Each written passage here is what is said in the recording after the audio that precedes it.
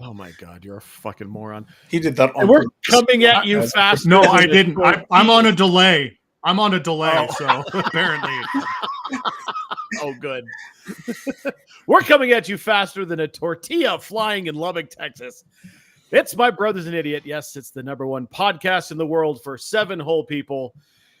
Fellas, can we just agree that throwing tortillas is the dumbest of all of the traditions in college football? I mean, I think believing that Notre Dame's going to go to the playoffs is a pretty dumb tradition, but that's just me, I guess. I mean, if you're a college football fan, you have some kind of hope for your team every year, right? Like that's just standard issue, jackass. That's what you watch football for. Throwing tortillas is a waste of food, and I am not here for it. I will not stand for the tossing of tortillas. Give me those food blankets if you're going to waste them, you fucks. Did you see the first play of the game? There's still tortillas flying, and Travis is lined up to play defense, and he picks one up and just stuffs it in his shirt and tucks his shirt back in because it was in between him and the receiver. Must have been saving that for later. That was a halftime snack, right? I mean, they had plenty, and then they had plenty of water bottles to wash it down with because those started flying too. Yeah, that was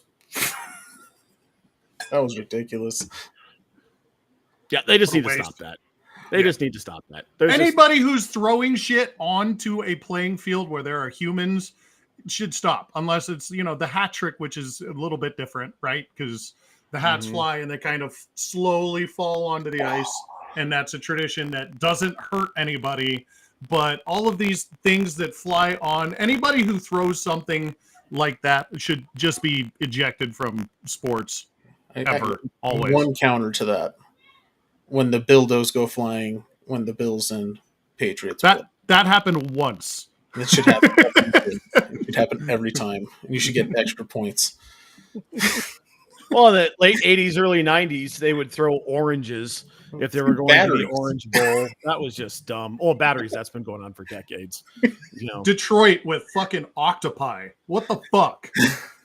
Oh, they throw what is it? Catfish Carp. And yeah. Carp and catfish in fucking Nashville, plastic rats in Florida. I don't want to be anybody's friend who is sneaking fucking room temperature seafood into the fucking stadium to toss it on the ice. First off, you're getting kicked out. Second, you have to smell like fucking 3-week-old vagina.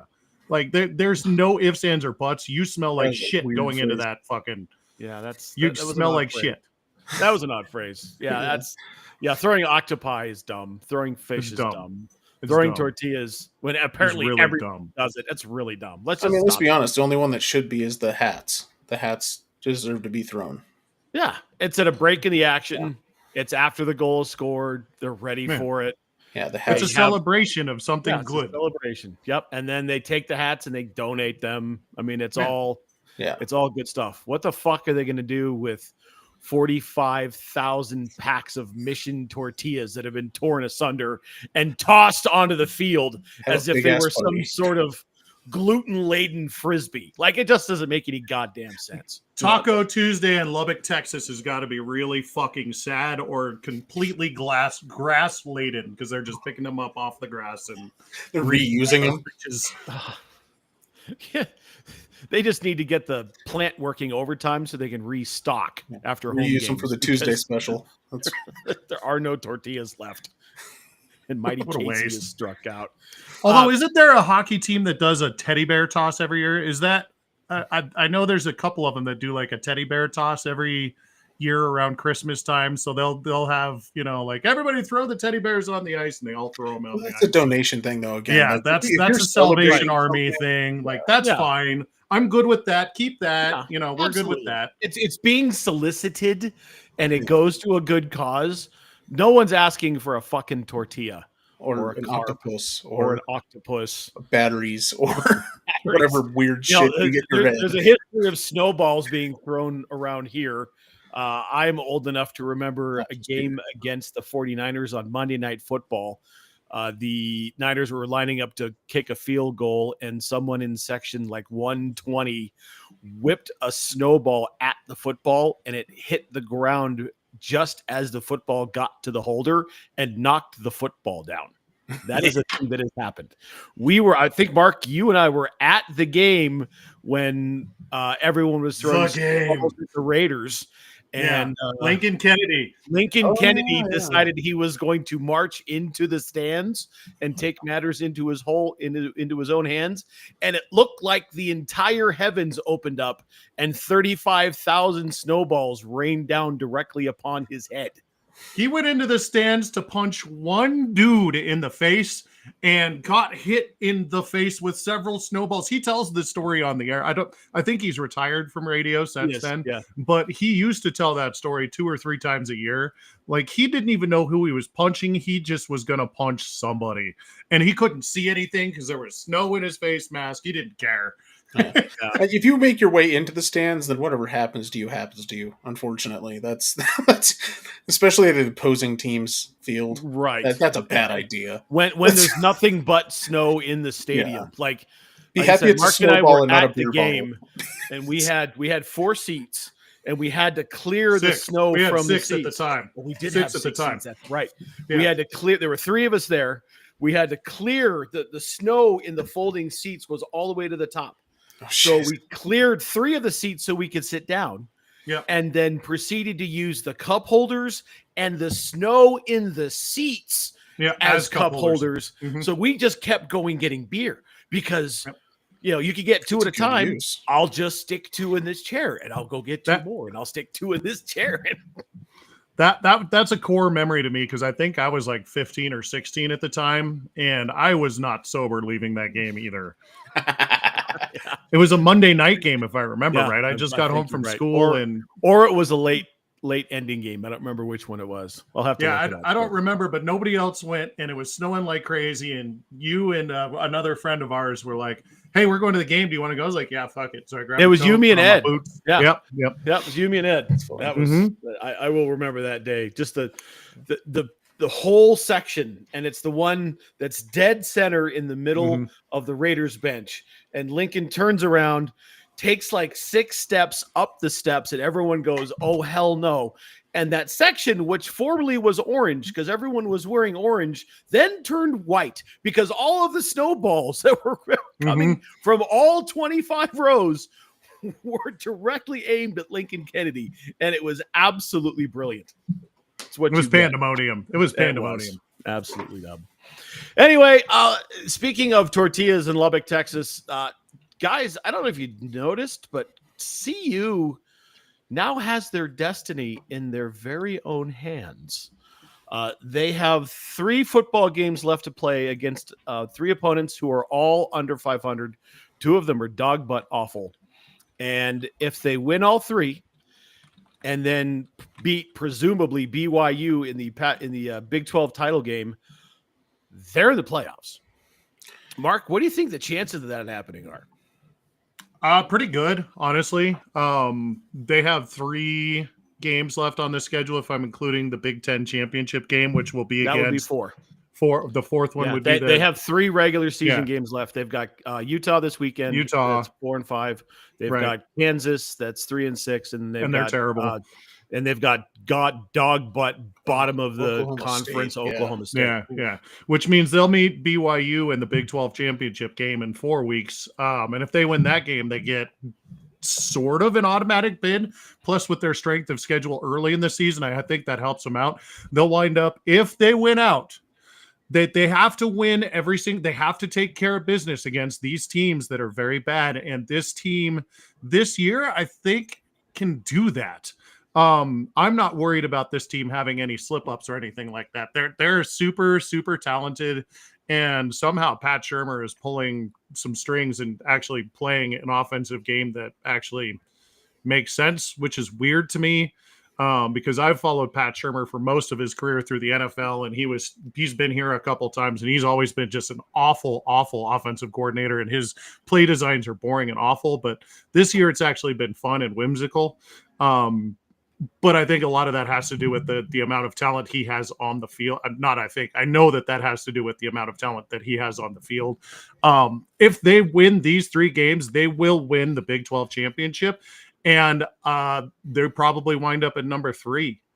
Would be my guess. Yeah, I don't think you can keep them out of the top 3, which puts them in the driver's seat, maybe for a bye. Yeah, I think it's got to be top 4. And the Power 4 conferences all get the bye. So there you go, because it's the Big 10, the SEC, the ACC, and the Big 12. Right. I don't think there's any chance that they lose to the next 2 games. Utah is a challenge to me, just because Utah always seems to play CU a little bit differently. They tried to invent this rivalry. Do you guys remember this? When they came to the Pac-12, they tried to. I know that wasn't very long ago, but it feels like it. Because every CU season just feels like it takes forever because they've been so bad for so long. But they tried to invent this fucking Utah rivalry, and it's just not a thing. It's never been a thing. Utah has just crushed the shit out of fucking CU, it seems like, most of the time. So I think if they can handle this weekend, they are in the driver's seat, and they will wind up in the college football playoff, which is super exciting as a Colorado sports fan. And that game is in 3 days. They have Utah first. So quick go. Best bet before the game starts. Toaster says hammer the over. We've got a Georgie versus Darcy game tonight. So if you are playing the Avalanche game, Toaster says hammer the over on the 6.5. And I think I'm going to jump on that real quick. So there you go. Tank, what do you think? I think obviously the remaining 3 games, I think Utah is the biggest hurdle out of those 3. BYU, if we get to that point, and that would be awesome. BYU's got a decent offense over there, and we have a good offense over here, so that's going to be a shootout, I think, if it gets to that point. That's looking like a 70-point game minimum if it is those 2 teams. And then I don't know if we can get top 3, but I think we could be number 4 or 5 potentially, just because there are some the teams that are ahead of us includes like Oregon, Ohio State, Texas. Whoever wins a couple of those divisions is probably going to be put ahead of us, because those are some one-loss teams or no-loss teams at this point. But it is possible, and we have a good chance if we get to BYU. So, and like you said, Pat Shurmur's been doing a much better job than, and let's be honest, any of us thought he was going to do with the offense. Yeah. We caught a lucky break with K-State, catching an L last week, which helped. Oh, and Iowa State. And Iowa State also. They needed both of those things to happen. Yeah. So I think it's looking like we have a decent chance at this point to make the playoffs and potentially get a top 5 seed in the playoff. Yeah, it's the top.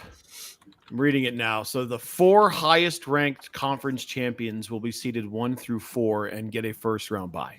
So we know that whoever comes out of the SEC, whoever comes out of the Big 10, that's 1 and 2, right? That's just going to be the way. More than likely, yeah. Yeah. There's no other way. Happen. Yeah, that's 1 and 2. That's 1 and 2, because it's going to be. It doesn't matter. You've got Oregon playing their brains out. You've got Ohio State playing their brains out. The SEC's a little bit wacky, but you still have Texas playing really well. The ACC, I think, is the stick in the spokes. Maybe if Miami can right the ship a little bit, but there isn't another conference champion that's going to be ranked ahead of these guys if they beat BYU, right? It's just not going to happen. They'll be if they all beat up on each other, because that's like you're saying. There is 4 Big 10 teams. Yeah, 4 in the top 5. No, 6. Yeah, 5. No, there's 4 Big 10 teams in the top 5 right now. So someone's going to come out of that damaged, I think. But what do you think Notre Dame's going to get, though? Because do you think before we go on, I think that the ACC is going to take a little bit of a ding this year because of how bad Florida State has been since I think that the amount of noise that Florida State made after they got denied from the committee, and the amount of just the way they fell on their face is going to show the committee is like, no, we don't trust the ACC. We're going to not put them in the top 4. Yeah. I have a feeling that that's because of what happened with Florida State. That's going to be a historical landmark that this committee is going to drop them down, and the Big 12 is going to move up because of that. Well, you also have in the ACC, you've got Clemson and you've got SMU, both of them playing very well. That's your 1 and 2. Miami is number 3. So that there are 3 really good football teams there, right? Yeah. The AAC, watch out for Army. I mean, they're crushing people. Good. They're crushing Right. people. They've got an offense for the first time in 75 years. Right. Right. So really, they have to be they have to be a conference champion, and they have to be one of the 4 highest rated conference champions. That's how the only one that doesn't buy. apply to is Notre Dame, right? Correct. Because they're considered independent conference. still. Yeah. Correct. So they cannot get one of the top 4 seats because they're not going to be a conference champion. Correct. So it's shit. Then yeah, they'll get top 4. Yeah. Yeah, because Conference USA, no. Yeah, Notre Dame's in there, but they're independent. The MAC sucks. Yeah. What about the Mountain West? I mean, they've got the best running back in the country playing at Boise. Okay. Chanty, yeah. Right. But That's in fine. terms of seating, you're right. It's not going to impact anything.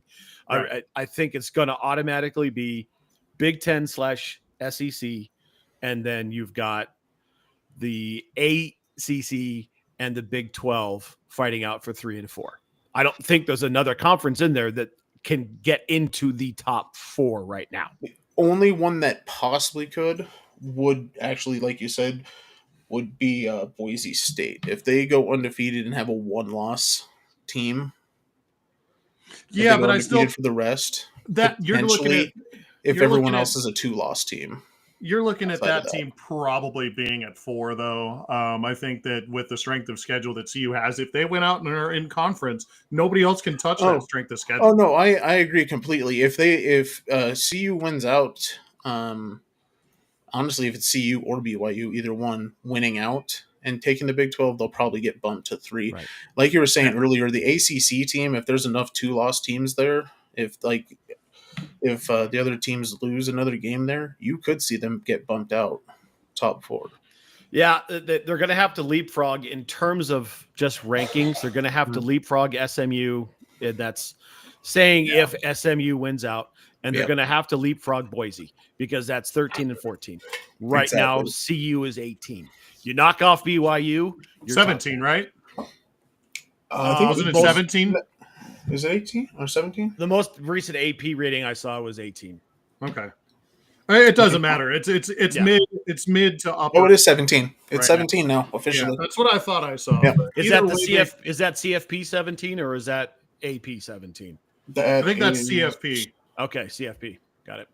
But either way, there's a path. I think that this week when they win, they're not going to jump. They're not going to leapfrog anybody just by taking care of business against Utah. That team's not good enough for them to move up the ranks like that. So you'll see them move up to, maybe 15 or 14 this next week. So don't panic when we're only jumping 2 or 3 spots these next couple of weeks. It's all about winning these games, getting to the bowl game, winning that game. That puts you in the driver's seat.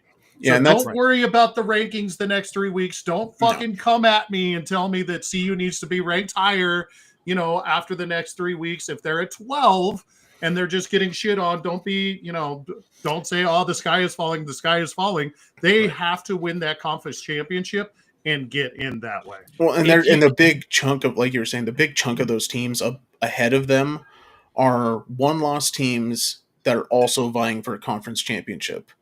So what we're going to be seeing is until some of those teams drop off, which is not likely until championship weekend or championship week, there isn't going to be a lot of movement in the top teams unless they lose. Right, exactly. Right. So don't panic. It's all in CU's hands. BYU is ranked number 7. They go into that championship game, and if they knock off BYU at number 7, I guarantee you they're in the top 4. Especially if BYU goes undefeated like it They're looks at like 3. they're going to. They should. Yeah. They handle business, get to the conference championship, beat BYU like they're supposed to. They're at number 3. Yeah. That's very sound. And they get the crybaby Utes this weekend, which I can't wait for. I can't wait for them to crush those guys. God, they're bad this year. God, you see their AD act like a total child. I fucking love it. I actually thought it was cool, but I thought it was. You don't see that real often. You don't. I do like the authenticity and in the moment, right? Because you're right. You don't see that whole heck of a lot. As he's, I don't know if you guys saw this clip, but as he's walking off the field, he's screaming at the official, "This is why we fired you in the Pac-12." And it reminded me a lot of my last football Saturday as a head coach in youth football. And the game that was played in front of us was a hotly contested game. And there was a questionable call. And the sideline that the call went against went batshit crazy and lost their minds for 10 minutes. Mm-hmm. And they were so worried about the call, they forgot to adjust. And once they finally adjusted to what the other team was doing, they caught up and would have won the game, but they lost 10 minutes. After the game, the head coach walked up to this 16-year-old official and was screaming at him, saying he's the worst official he's ever seen, was dropping F-bombs left and right. I'm like, dude, this is not a good look. And I don't think that that's a good look for the Utah AD post-game immediately. I get it. Emotions are high, whatever. And the press conference was what the press conference was. I still don't like the message, right? I mean, it's not a good look. I do appreciate the raw emotion and being in the moment and the authenticity of what he was saying because he was pissed. Right. But that's just, I mean, I've been consistent here, fellas. Score more points.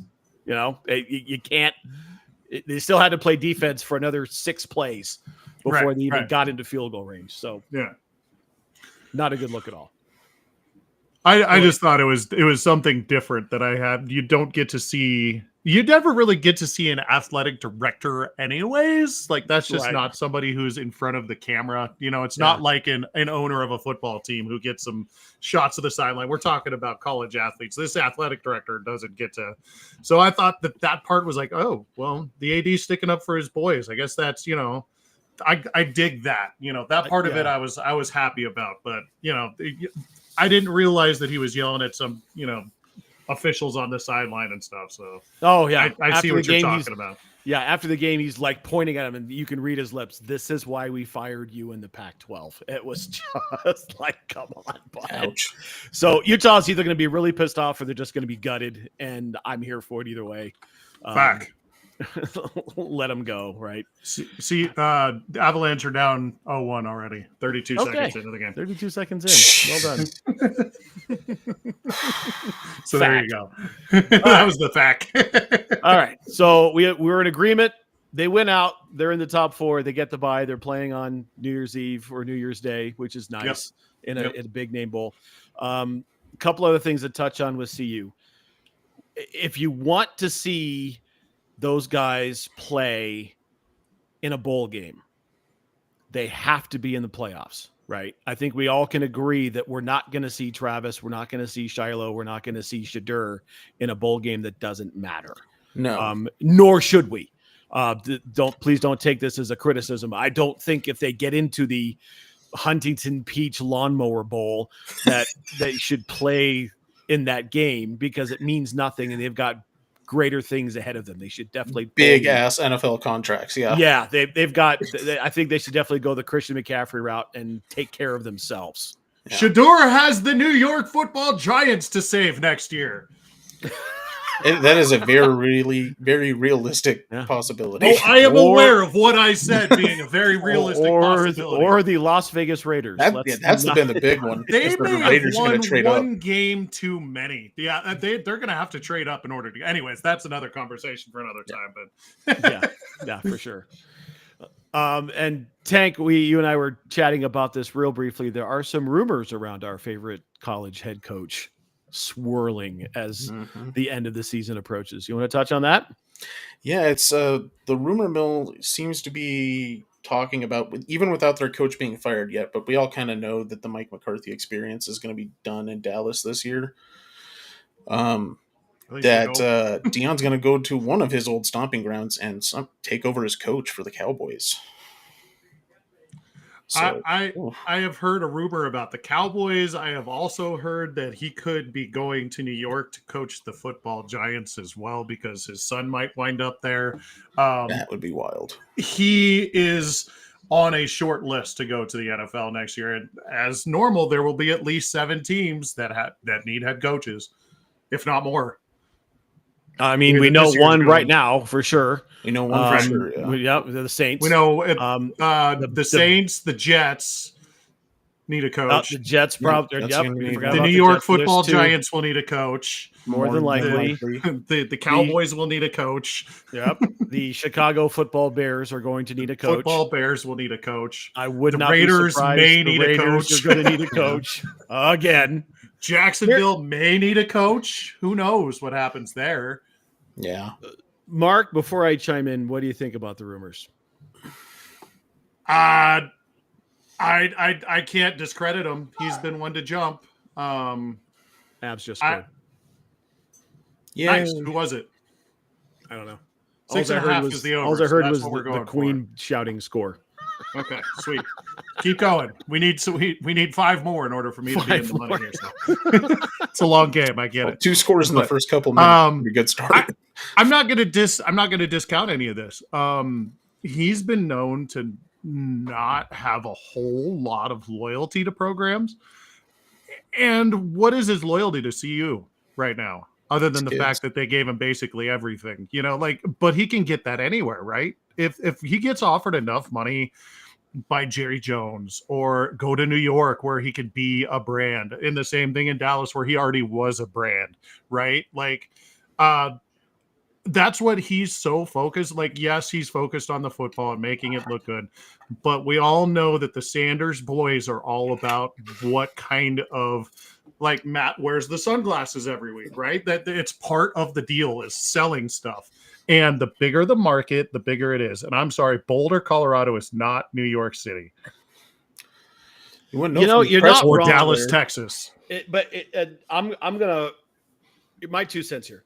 I'm absolutely gonna flush the idea of him coaching the Dallas Cowboys, and here's why: Jerry fucking Jones. Yeah, Dion is going to demand more control than Jerry is willing to give up.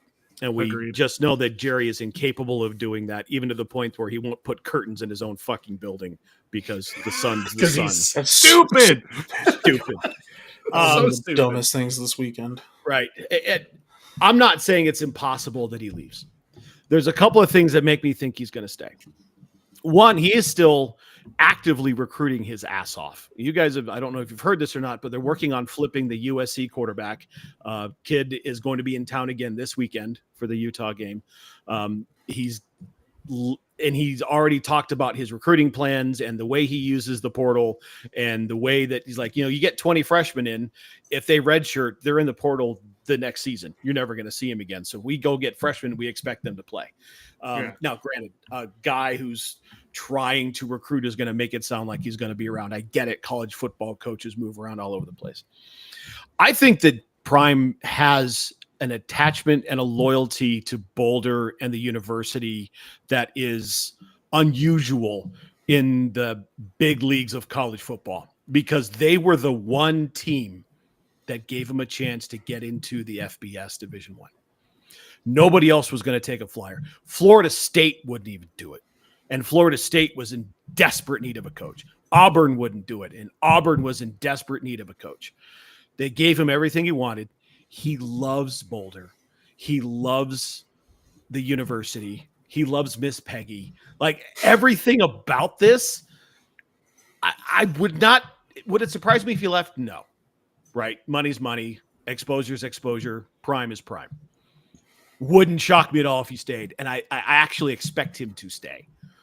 That's my personal opinion. I think he's going to stick around. I think he's going to do this in the long haul. Now, if they win and they make a run in the playoffs, and let's say even if they're in the final game, that might be mission accomplished. On to the next. Yeah. Right? So going to be very interesting to see what happens around here in the next 3-4 months. weirdly enough, you might see him just take a year to figure out what's going on with his kids. And I'm including Travis Hunter and his kids in the statement. See where they end up in the NFL and see if he can slide in following them in the gate. Sure, but who does he follow? Because they're not going to be on the same team. Right. 2 top Not 5 unless something picks. goes drastically wrong with the top picks. Yeah. When was the last team somebody had 2 top 5 picks? Like, someone's last year, 2 years ago. 2 years ago. Yeah, did something good with them. Yeah, right. I mean, it's not outside of the realm of impossibility, but at some point, and I think Prime is self-aware enough to know that at some point you got to let him fly, and I think he's getting to that point. There's definitely a difference this year in the way that Prime is talking, in his media availabilities. He sounds like a coach who's here. He doesn't sound like dad. And last year, I think he sounded like dad just a little bit. And he has said at sometimes, yeah, I'm dad. Like it came up today. If somebody asked him if he was going to pull the Archie Manning, Eli Manning thing, if he was going to get drafted to the wrong organization.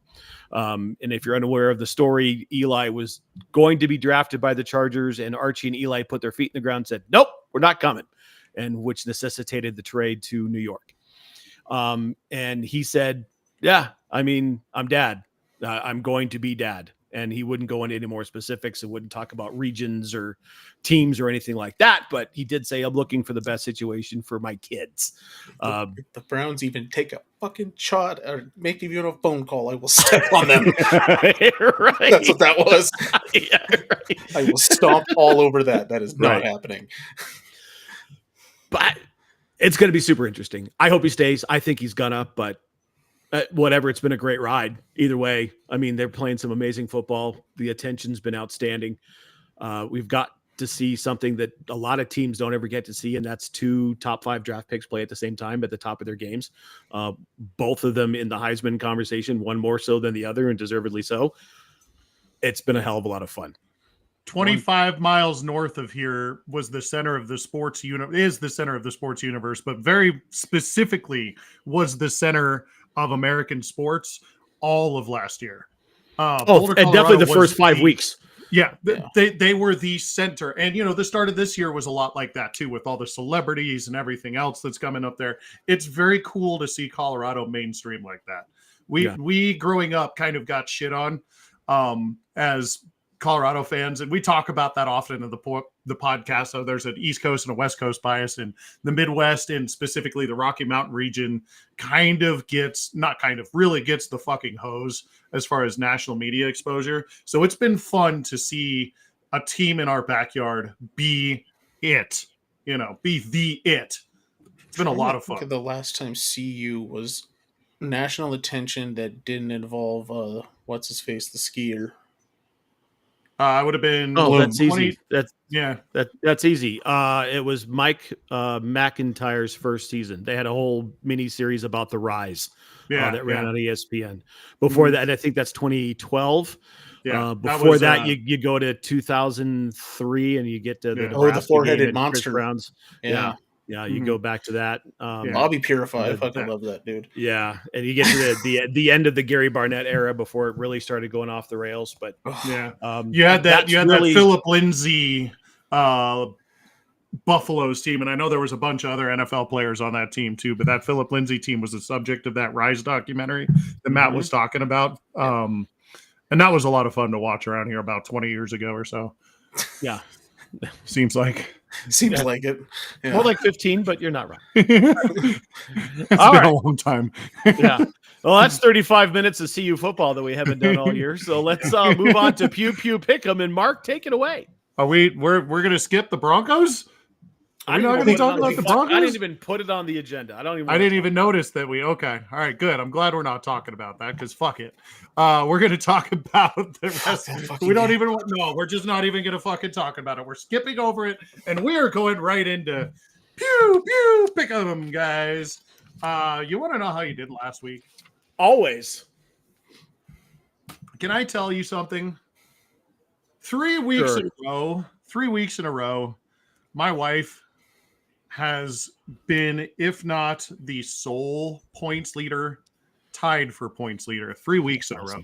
We need to get her on like FanDuel or something and just do a parlay and see what happens. Like just pick winners against the spread for $5 each. I'll bet we come ahead every week.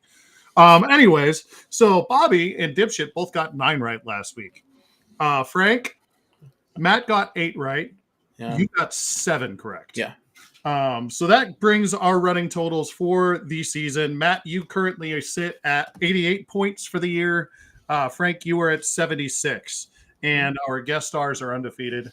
That's just the way it goes. There you go. So you gained a couple there, Matt, or 1. So you're now. I gained 1. Yeah. So the Bucks and 49ers. Yeah. Yeah, but fuck that fucking game. You guys missed on some that I was just like. Oh, there were some wild ones, yeah. Mm-hmm. Like the Dolphins winning, for example. Well, yeah. Right.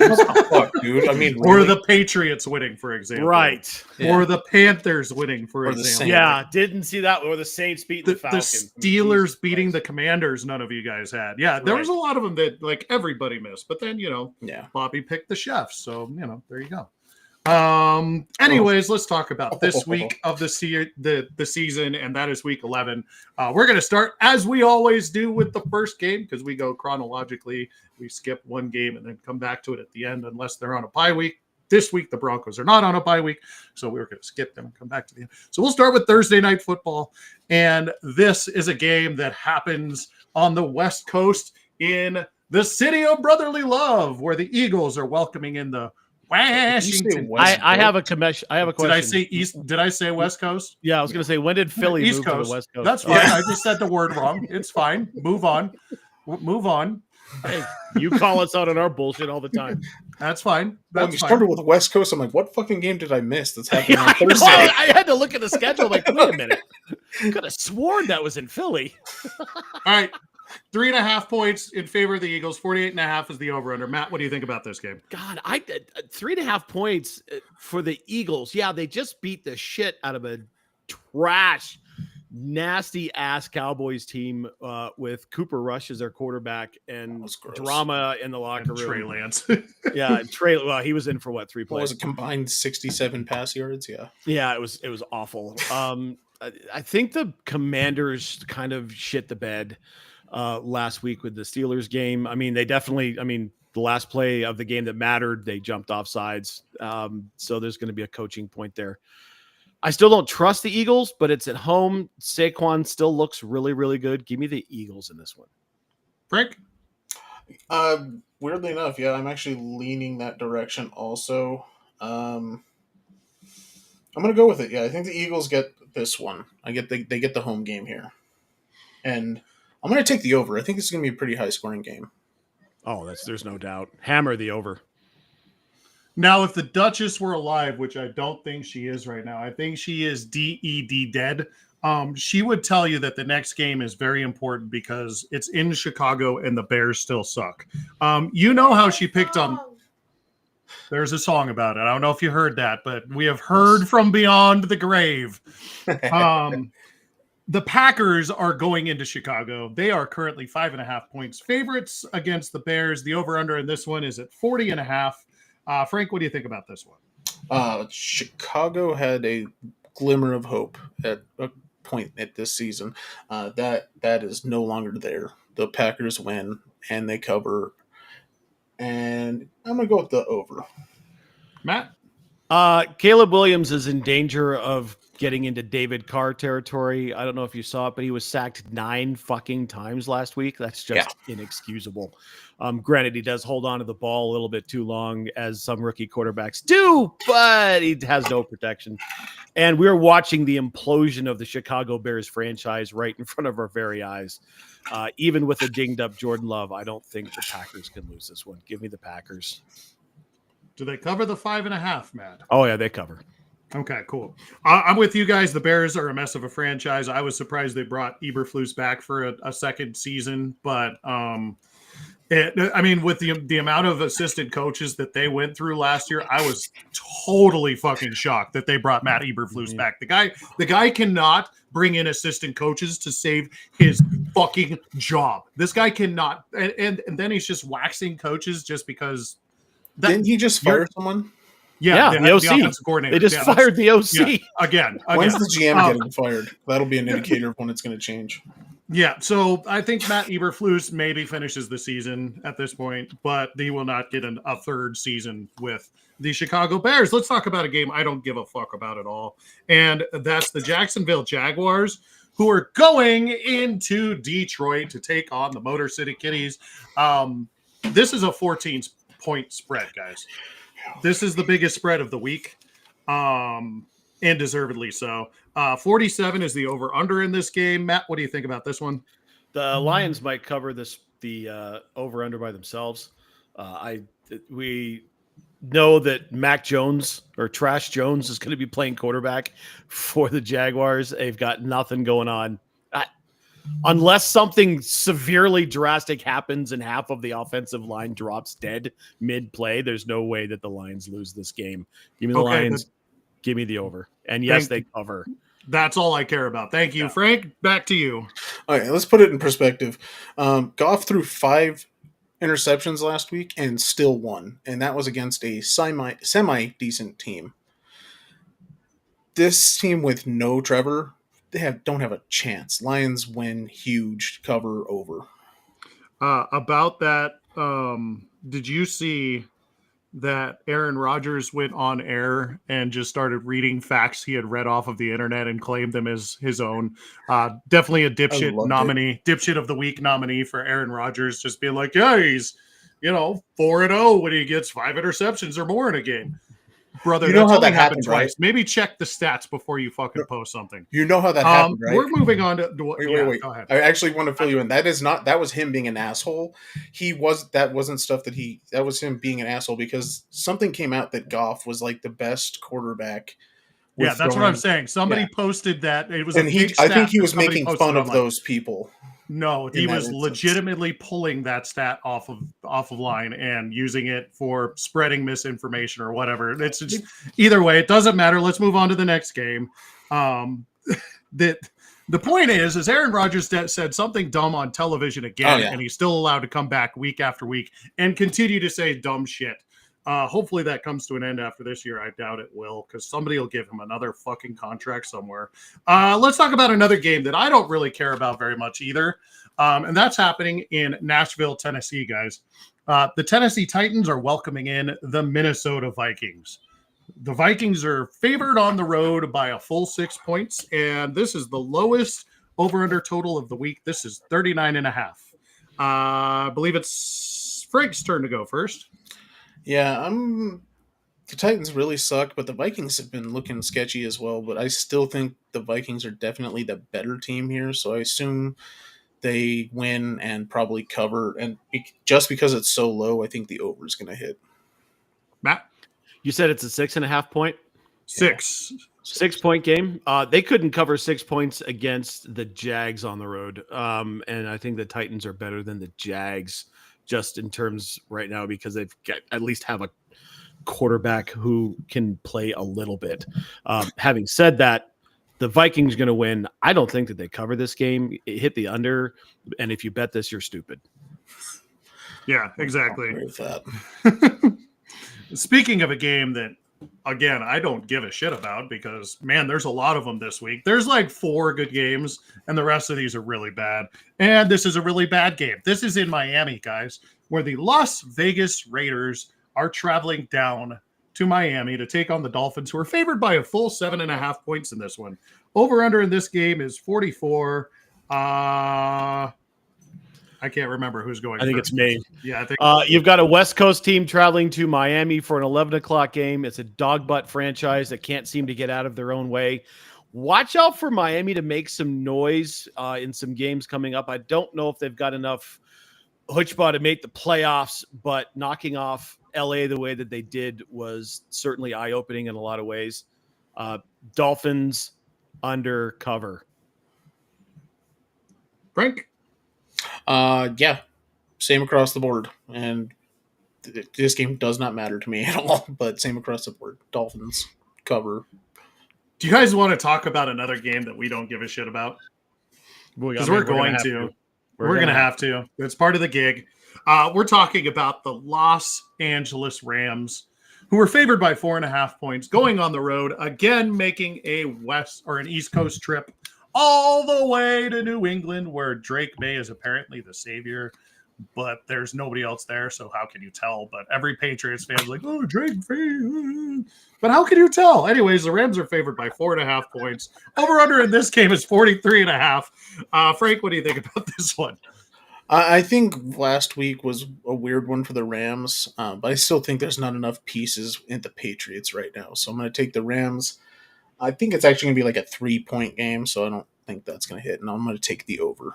Matt? Patriots had enough to beat Chicago by 16 points and hold them to 3. That's not going to happen. The Rams are going to win this game. They are going to cover. Take the under, but if you bet this game, you're stupid.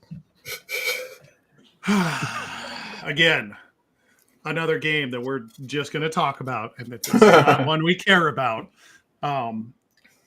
Browns and Saints in New Orleans. The Saints are a point favorite. It's 44.5. Frank, go. This may be the game Or I is it care the Matt's? least Is about. it Matt's turn? I can't remember. He's already started. Who cares? Okay, go ahead. Sorry. This is the game I care the least about this entire week. I'm going to be honest about it. I'm going to take the Browns and the under. Okay. Matt? Fuck this game, Browns. Yeah, this game sucks. Go And Captain Crab Legs. Go Nick Chubb. Have a 200-yard day. 30 Fuck for the 30. Cleveland Browns, and the Saints are also terrible. Let's talk about a game that's actually interesting, guys, and this is a division rivalry. We're talking about the Ravens and Steelers. This is the last game on the early morning slate on Sunday, and it is the only one that's worth watching. The Ravens are on the road, favored by 3 points, going into Pittsburgh. The over-under in this one is 48.5. Sorry I skipped you, Matt. Go ahead. You're fine. Ravens are still really good. I think Steelers got away with one. There's so much so much talent on offense for the Steelers or for the Ravens. While the Steelers do have some, it's really Russ throwing to Pickens, and that's your deep threat. The Ravens can just run all over the place. This one's going to be the Ravens, and the Steelers come crashing down to earth. They will cover. Give me the over. George Pickens is a crazy person. Frank, what do you think about this game? He really is. He is. That man chose violence. Yeah, a lot. Every A time. lot. A lot. I watched a fight that he had in college where he threw some dude into, like, with the helmet on, was punching him and grabbed him and threw him into the barricade that was the wall between the fans, and then continued to punch him. I'm like, this man has no disregard for anything. Anyways, Frank, what do you think about this one? I agree with you. I think the Steelers snuck one last week, and I think it's going to happen again. Historically, Lamar has an issue with the Steelers for some reason, and I think they're going to sneak one out. Steelers win, and I'm going to take the under. I think it's going to be a lower scoring game for some reason. Fact. 1-2. I'm getting updates from Toaster, who's not listening right now. So, anyways, Bobby picked the Ravens in that one, so that breaks the one tie I think we've had this entire time. Do better, guys. Let's talk about the other game that actually I care about, and this is the 2:00 game that is opposite of the Broncos game, and that one is the Chiefs and Bills. This one is in Buffalo, where they like to break tables and light things on fire this time of year. There's a lot of beer that gets drank, and it's always cheap beer. The Bills are at home, favored by 2.5 in this one. The over-under in this game is 46. I don't even know what to do. Frank, why don't you go first? The Bills' receiving core has healed up just a little bit. I think Satan's run ends on Sunday, and the Bills somehow win this game and take the over, I think. Okay, and Matt. From a momentum standpoint and a talent standpoint, at least in terms of health, this is the best team that Kansas City has played all year and might be the best team that Kansas City is going to play all year. They have to lose one at some point on the road in Buffalo, tough environment. Go Bills. Future possible AFC championship game matchup here. Definitely, right? Yeah, and if that was the case, Two I'd of the take three best Chiefs. teams in the AFC. Two of the three best teams in the AFC right there. Let's talk about Sunday Night Football. And that is the Bengals and Chargers. The Chargers are in Los Angeles, where they play football, which means the Bengals will have a home game in Los Angeles, where they don't play in Cincinnati this week. The Chargers are favored by 1.5 here, guys, at home, on the road, at home, on the road. You know, it's at home, but they're probably on the road. 47.5 is the over-under. I have completely fucked this up at this point. Matt, why don't you go first? The Chargers are really good. And I, as worried as I was about Justin Herbert's health with the ankle and the plantar fasciitis, it doesn't seem to be impacting him to any great deal. Harbaugh is just playing chess with a lot of coaches playing checkers. Bengals are still the Bengals. We don't know what they're going to give us week in and week out. They're on the road. I don't think that Cincinnati travels very well, so it might actually be a home game for LA at SoFi. Give me the Chargers. I mean, the 1.5 they're going to cover. Frank? I think the Bengals are the best under 500 team in the league, and I think it'd be hard to dispute that. And I think this is going to be a big shootout between these teams. I'm going to take the Bengals squeaking one out, and I'm going to take the over on the score. The Duchess agrees with Matt again, so tie has been broken in the Chargers' favor on that one. Let's talk about Monday Night Football, shall we?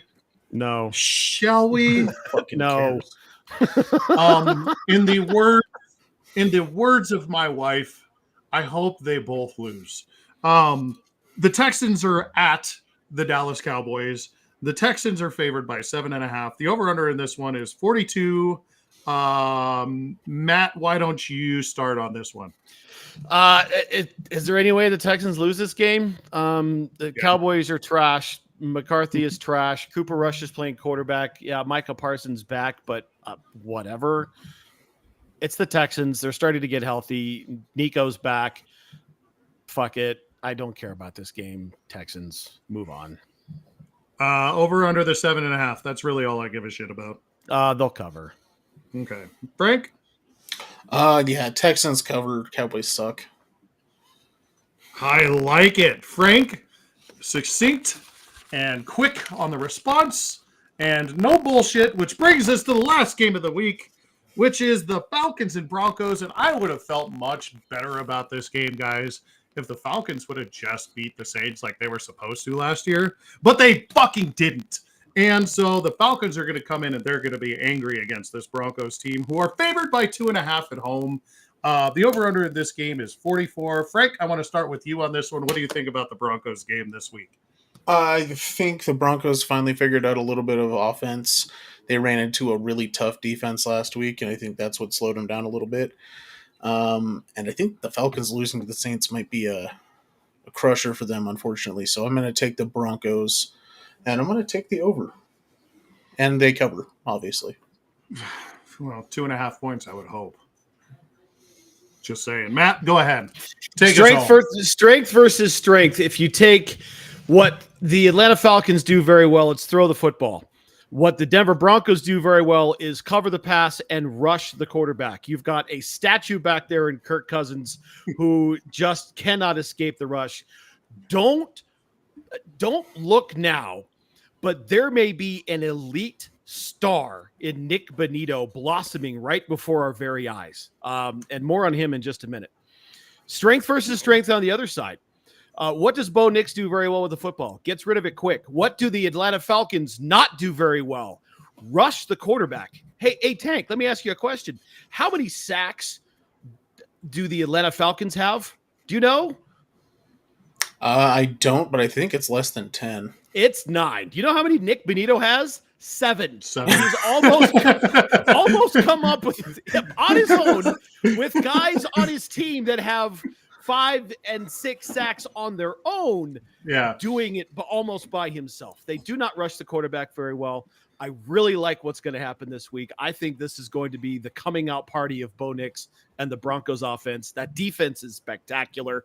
They're going to be upset at the way that game ended last week because, as Tank said, fuck that football game. Yeah. Broncos win easy here. Give me the over. Side note and personal note, we're taking the Emperor and the Empress into a box for that game. So you're going to imbibe all the things and eat all the things and have a great time inside while watching a great football game. So go Broncos. Hell yeah, brother. Go Broncos. Go Broncos. The Duchess also picked the Broncos, and she said, because I hope my husband's happy. That was her opinion of that. And that, gentlemen, was Pew Pew Pick'em for the week. So congratulations. We got through it. Yeah, that's all I got. So 2 ties this week. Tank's got a chance to make up 2. Tank's got a chance to make up 2 games, I believe. Yes. That was Bengals and Steelers, right? Yes. The Steelers are one of them, and Bengals was I one of believe them. the Bengals is the other one. Yep. Okay, there you go. All right, well done as always. Always love Pew Pew Pick'em. One of my favorite things to do every single week. Let's move on to Dipshit of the Week. And Tank, what do you got? I want you to look into my eyes and take a guess on who I think the dipshit of the week is this week. It involves the NFL. It involves several things that happened this weekend. One that I will never let go of, I think, that happened in the second quarter. Fuck them. Fuck the refs. Go to hell.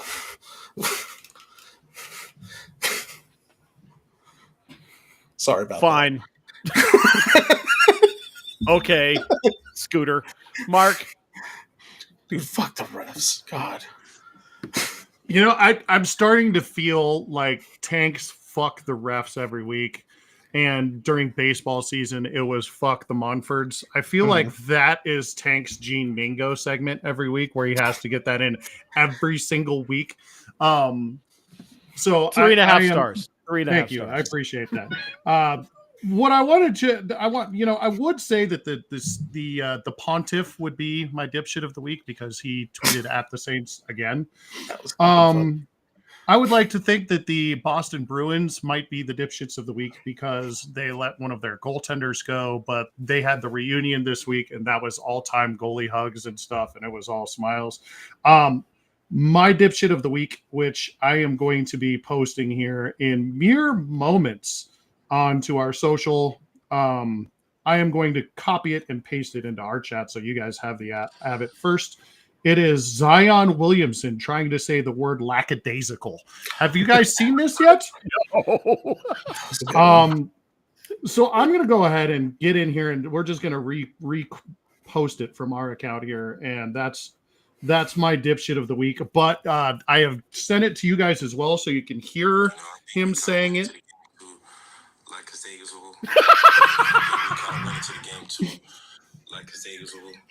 You know, I think we kind of went into the game too, like Kasagizel. You know, I think we kind of went into Lackadaisical. Yo, we have butchered our share of words and names on this show. I don't think any of us have even come close to lackadaisical. I have a friend that I keep around specifically because of the fact that he can't pronounce words correctly, and I will send him words all the time. You guys know this man. His name is Toaster. I send him things, and he sends me how he pronounces them, and it's always wrong, and it's always hysterical. I know he can say lackadaisical correctly. I can't even pronounce it the way that Zion says it. Yeah, lackadaisical. Anyways, Zion Williamson, your dipshit of the week. I am also going to go into the world of the NBA. I don't know if you guys saw this. I think it was last night or not, but who is normally one of the top head coaches in the league, Eric Spoelstra, in the Miami Heat game, at the very end of the game, was upset about a call, was trying to get someone's attention, and then called a timeout. Problem was, Spo didn't have any more timeouts. And so what happens when you do that? They charge a technical foul. They get a free throw. That was the free throw that the opposing team needed to win the basketball game. Only funnier than that was the fact that Jalen Rose was actually in the building when it happened. Oh no! Now, poor Jalen's Jalen got PTSD from Chris Webber, man. Let's say Oh, Jalen God. didn't call the timeout in 1993, but he was there. So He was looking right at C-Web when he called the timeout. I have a lot of respect for Spo. I do think he is one of the top coaches really ever in terms of longevity and what he's been able to do. But that was a dipshit move. So Eric Spoelstra, my dipshit of the week. Poor guy. Also, in terms of talking about coaches, I don't know if you guys saw this or not. We'd be remiss if we didn't talk about it, but it came out that about 10 days ago, George Popovich had a mild stroke on November 2nd. So we are wishing Coach Pop all of the best and speedy recovery. That's always a scary situation, and he's obviously also in the pantheon of NBA coaching gods. May not appreciate his manner at times, but he is spectacular at what he does and always has been. So get better, coach. Mark?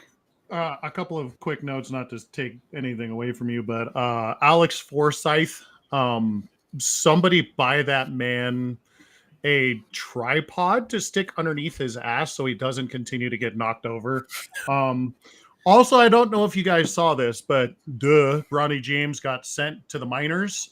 His first game with the G League. Would you like to know in the G League what his stat line was? Oh, I saw it. 6 points, 5 turnovers, 4 assists, 3 rebounds, 2 steals, 1 block, 2 for 10 from the floor, and 0 from 5 from 3-point land. This man is terrible.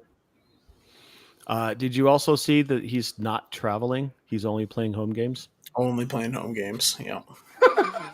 No, I didn't see that, but that's hysterical. That came out today. He's only playing home games. Like, yeah, you're good. You don't have to travel. Like, what? Motherfucker, say what? But they can't score 6 points. Can only score 6 points in a G League game, and you're not going to make him play once more. Again that the worst NBA GM in the history of mankind is not Crumbs Mikowski. It is LeBron James. Yeah. Yep.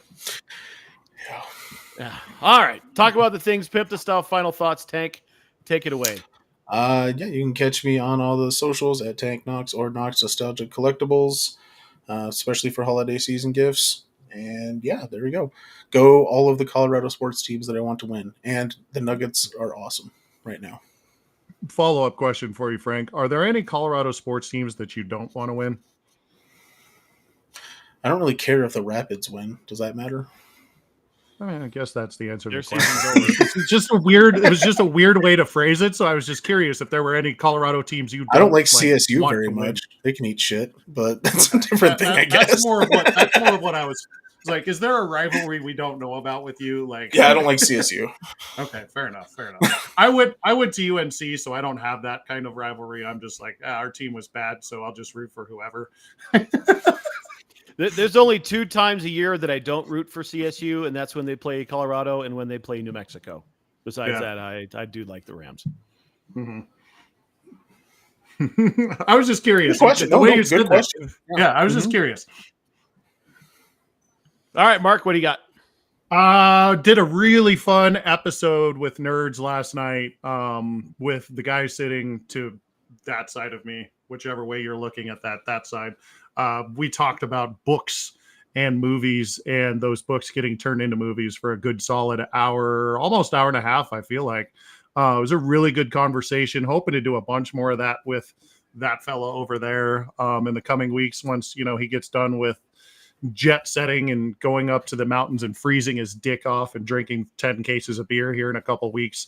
Hopefully we get back on that. So that was a lot of fun. Check that out on Nerds. You'll be able to see the Duchess all weekend at DokuCon, which is an 18+ con that's happening this weekend. She is working for a booth down there. I can't remember. I think it's All Seas, the All Seas booth. But definitely going to be hanging out with Power Ranger Anthony and that kind of stuff. We also have an episode on Friday that's going to be all Star Wars. That is Unpopular Opinions with Lexi Lulu. Looking a lot forward to talking with her about some unpopular Star Wars stuff. We will focus on, a lot of the cartoons and a lot of the Disney stuff that people hate, because that's what's unpopular right now is those things. And we're going to talk about how you should not hate things that, there'll be a lot of that. So looking forward to those conversations. And then, we'll be back here next week to do this shit on Tuesday, I believe, right? Yeah, we're going to go Tuesday. Okay, cool. Because as Mark mentioned, I'm headed up to the hills on Wednesday. A week from today, I will be in the windy wilds of central Wyoming, where there is no cell service, and moonlight campfire, and the sounds of the river, and maybe a radio. But that will be about it. And I can't wait because it's Unplugged 2024. And it's going to be a whole hell of a lot of fun. I'm excited for you.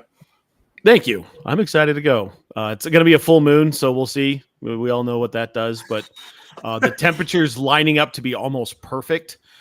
40 degrees during the day and sub-freezing at night, so it's not like we're going to have a lot of bugs. Not a lot of nymphs, midges, and beewos. All bees. The blue wing olives. Yeah. No bees. The bees. The bees. That one place where the bees are. We'll stay away from there. But that 40 degrees is almost perfect for trout fishing. So let's hope we get a good trip in. Go Broncos. We really could use a win this week. They've got to get this one, I think, if they want to keep their playoff hopes alive. But I think the panel will all agree that this is a game that they can absolutely win. For the absent dipshit, we love you, dipshit. We love you, dipshit. For the absent Muti, we love you, Muti. He's okay. No, we love Muti. Make sure you take care of yourselves, take care of your families, and take care of each other. This has been My Brother's an Idiot. We'll catch